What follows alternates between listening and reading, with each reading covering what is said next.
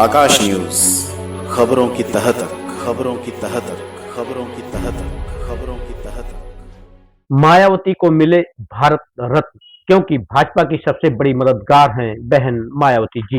हारती जा रही हैं, लेकिन हर चुनाव में अकेले चुनाव लड़ने का ऐलान कर देती हैं ताकि भाजपा को फायदा पहुंचे। आपकी अपनी पार्टी पीपल्स के राष्ट्रीय अध्यक्ष ने किया कटाक्ष कि चुनाव में सबसे बड़ी मददगार तो मायावती जी है, भारतीय जनता पार्टी की, कि जो हर चुनाव से पहले मायावती जी घोषणा करती है दबाव में आके कि हम अकेले चुनाव लड़ेंगे। तो सबसे बड़ी मददगार भारतीय जनता पार्टी की तो मायावती जी है, तो उनको मायावती जी को भारत रत्न देना चाहिए, एक मिसाल कायम करनी चाहिए थी।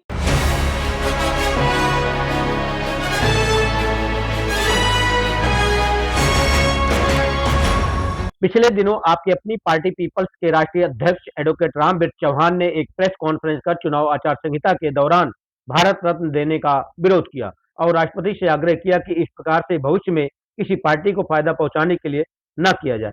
उन्होंने कहा कि चुनावी लाभ लेने के लिए चुनाव के नजदीक आने पर ही भारत रत्न का ऐलान क्यों हुआ, 2 साल पहले क्यों नहीं? जब चुनावी फायदा के हिसाब से ही भारत रत्न बांटने हैं तो भाजपा की सबसे बड़ी मददगार बहन मायावती जी हैं, उनको भारत रत्न क्यों नहीं?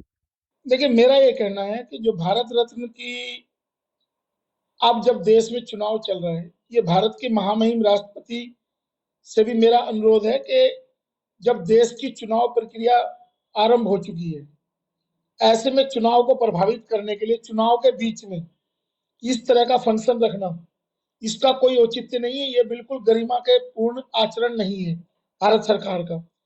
दूसरी चीज, जिन राजनीतिक हस्तियों को आप दबाव में लाए, उनसे आप फायदा उठाना चाहते थे, चुनाव के दौरान आप उनको लेकर आए हैं।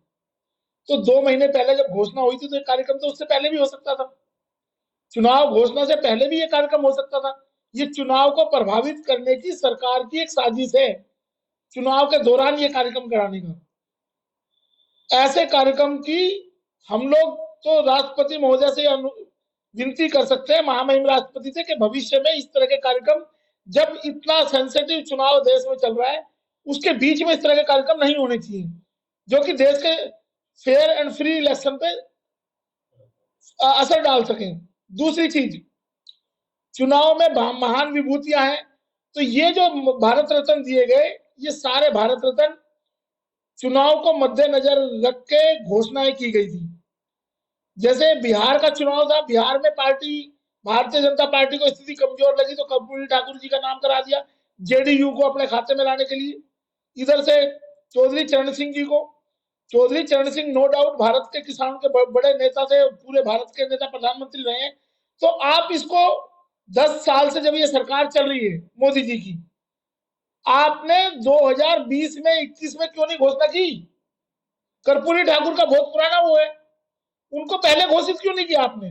आपका हिंदू महासभा से जो उनका विरोध करता था, जिसकी वजह से कर्पूरी ठाकुर की सरकार गिरी बिहार में, एक तरफ तो आप उनका विरोध करते थे और आज उनको भारत रत्न की बात को, चुनाव के दौरान आप भारत रत्न का कार्यक्रम रख रहे हैं, तो ये बिल्कुल खिलाफ है। इस तरीके से तो आपको एक काम और करना चाहिए कि चुनाव में सबसे बड़ी मददगार तो मायावती जी है, भारतीय जनता पार्टी की, कि जो हर चुनाव से